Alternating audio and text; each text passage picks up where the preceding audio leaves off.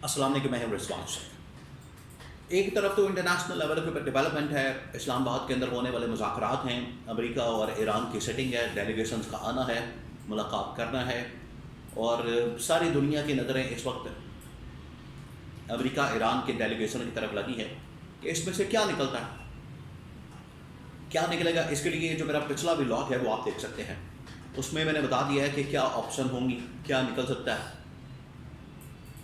और क्या इसका नतीजा हो सकता है। मैं दोबारा बता देता हूं कि या तो सीज फायर एक्सटेंड हो जाएगा या फिर परमानेंट एक एग्रीमेंट हो जाएगा। ये तो हो गई इंटरनेशनल सिचुएशन। पाकिस्तान के अंदर क्या होने जा रहा है, देखिए ये तो है 2-4 दिन की बात।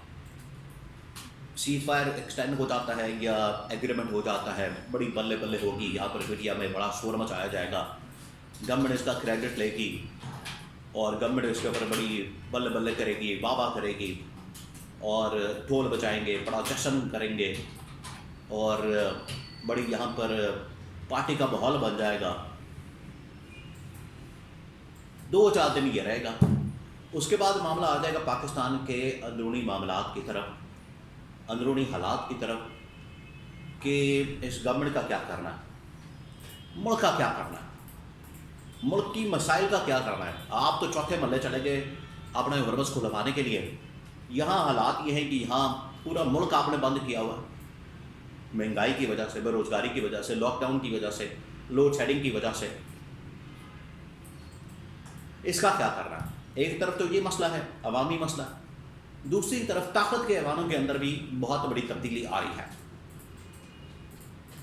और इस्टेब्लिशमेंट की जानिब से फैसला किया गया कि ये जो इस वक्त मौजूदा गवर्नमेंट है, हुकूमत है नून लीग और पीपल्स पार्टी की, नून लीग की बारी तो बाद में आएगी, डांग फिरेगी। वो जो शहबाज शरीफ कहता था ना कि डांग फिरेगी, वो अब डांग इधर फिरने जा रही है। उसका जो आगाज़ है वो होगा ऐवान सदर से, झुरलू पहले उधर फिरेगा, उसके बाद मामला आएगा पंजाब की तरफ या वफाक की तरफ, शहबाज शरीफ की तरफ और मरियम नवाज की तरफ। वहाँ पर इस गवर्नमेंट को फारिग किया जाएगा। तो ऐवान सदर के अंदर जो तब्दीली है वो किस तरह से हो सकती है, इस्टेब्लिशमेंट का प्लान क्या है, इमरान खान को किस तरह से ऑफ़र दी जा सकती है और क्या इस्टेब्लिशमेंट बजाते खुद ऐवान सदर के ऊपर कब्जा करना चाहती है। इसके बारे में बड़ी अहम तरीन मालूमात मेरे पास मौजूद है। 3-4 खबरें हैं पिंडी इस्लामाबाद से, लेटेस्ट जो डेवलपमेंट हो रही है, अपडेट्स हैं इस्लामाबाद से। वहाँ पर मुज़ाकरात हो रहे हैं, बातचीत हो रही है, डायलॉग, उस सिलसिले में इंतज़ामात मुकम्मल हैं। सारी दुनिया की नज़रें लगी हैं कि इससे क्या निकलता है। अब मैं आपको अगले 2-4 दिन बाद जो चीज़ें नज़र आनी हैं, अभी तो पस पड़ता है, अभी तो बिहाइंड द सीन ये सब कुछ हो रहा है। वो क्या हो रहा है,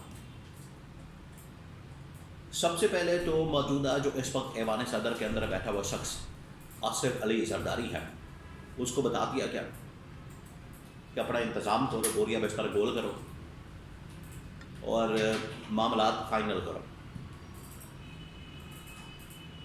क्योंकि जिस तरीके से पीपल्स पार्टी को इस पूरी एपिसोड के अंदर खुड्डे लाइन लगा दिया क्या, वो बिल्कुल वाज़ेह हो चुका है कि पीपल्स पार्टी से अब दिल भर गया और पीपल्स पार्टी ने ये जो हरकतें की, पीपल्स पार्टी ने जिस तरीके से इस्टेब्लिशमेंट के ख़िलाफ़ नैरेटिव, पॉलिसी स्टेटमेंट, ये तमाम चीज़ें की हैं, उससे पीपल्स पार्टी को सिस्टम से निकालने का फैसला कर लिया। पीपल्स पार्टी के पास ऑप्शन क्या होंगे, आसिफ जरदारी के पास ऑप्शन क्या होंगे, कि मैं आपको बताता हूँ एंड में। लेकिन ये फैसला हो गया कि इनको अब फारिग करना है। वो किस तरह से होगा, वो होगा 28वीं तरमीम के ज़रिए। 28वीं तरमीम मुकम्मल तैयार है, ड्राफ्ट उसका तैयार है, डॉक्यूमेंट की शक्ल में आ चुकी है। वो फाइनली ये एक दफ़ा ख़त्म हो जाए, जो स्यापा खोला हुआ रौला पड़ा हुआ है ईरान अमेरिका जंग का, ये ख़त्म हो जाएगा। उसके बाद 28वीं तरमीम को टेबल करने के लिए, लाने के लिए तैयारी शुरू हो जाएगी और 2 से 4 दिन लग रहे हैं टोटल, और 28वीं तरमीम असम्बली के अंदर आ जानी है। ये है वो रास्ता जो ना सिर्फ सूबों से जो सूबाई हुकूमतें हैं उनको फारिग कर देगा। इससे क्या मुराद है? इससे मुराद ये है कि पंजाब के अंदर नून लीग की गवर्नमेंट बिल्कुल बेख्तियार किस्म की, लाचार किस्म की, यतीम किस्म की, मस्कीन किस्म की, बिल्कुल इसी तरीके से पीपल्स पार्टी की हालत होगी सिंध के अंदर, बेख्तियार किस्म की, लाचार किस्म की, यतीम किस्म की गवर्नमेंट। और ये जो लूट मार के खाते खोले हुए पीपल्स पार्टी वालों के लिए, शर्मिला फारूकी के लिए, सिंध और कराची तो पेरिस है। वो तो कहते हैं हम पेरिस के अंदर रह रहे हैं। पेरिस क्या, कराची के आगे? अवाम से पूछें, अवाम ने कर जाके उड़ाया इनको, और उन्होंने सही इनकी दुर्गत बनाई है। जिस तरीके से इनको गालियां दी हैं, जूतियां मारी हैं, और इनको असल इनका चेहरा दिखाया। आप लोग पेरिस में रह रहे हैं, आप लोगों के जो अल्लल्ले तलल्ले, अय्याशी, लूटमार और ठेकों के अंदर दिहाड़ियाँ, किकबैक्स, कमीशन, ये सब कुछ जो लगा है, आपकी तो दिहाड़ियाँ लगी हुई, आपके लिए तो पेरिस ही है, सिंध और कराची। अवाम की बेचारे की हालत बुरी है। तो सिंध के अंदर बेख्तियार गवर्नमेंट हो जाएगी। इसी तरह से बलूचिस्तान में तो खैर हमेशा इस्टेब्लिशमेंट का कंट्रोल रहता है। तो ये दोनों गवर्नमेंट फारिग होगी, उसके बाद ऐवान सदर के अंदर तब्दीली होगी। ये है पूरा प्लान 28वीं तरमीम के अंदर। और उसके बाद उसी के अंदर ही NFC वार्ड के अंदर चेंज, और फंडिंग और बजट के अंदर चेंज, और इसका जो आइनी कानूनी स्ट्रक्चर है, ढांचा है इंतज़ामी, वो भी चेंज होगा। मज़ीद सूबे बना दिए जाएंगे और इनसे वजारतें ले ली जाएंगी, वफाक के पास आ जाएंगी, और पूरा कंट्रोल इस्टेब्लिशमेंट के हाथ में चला जाएगा।